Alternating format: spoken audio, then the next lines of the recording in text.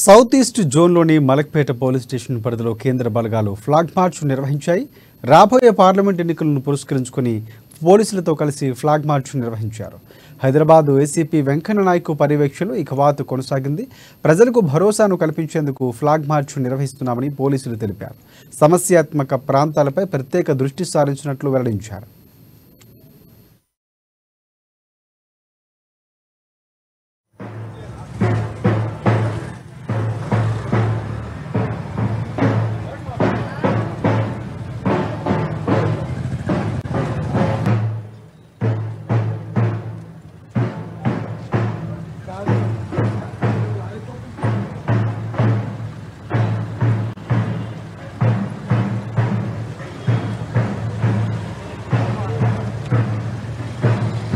Saidabad ACP Shri Venkanna Naik గారి ఆధ్వర్యంలో మలక్పేట, సైదాబాద్, డబీర్పుర ఎస్హెచ్ఓలము, ఎస్ఐలము మరియు మా సిబ్బంది 50 మంది సిఏఎస్ఎఫ్ సెంట్రల్ ఆర్మ్డ్ ఫోర్సెస్ సిబ్బందితోటి రాబోయే పార్లమెంట్ ఎలక్షన్లను దృష్టిలో పెట్టుకొని అన్ని ఏరియాలు కూడా కవాతు నిర్వహించడం జరిగింది.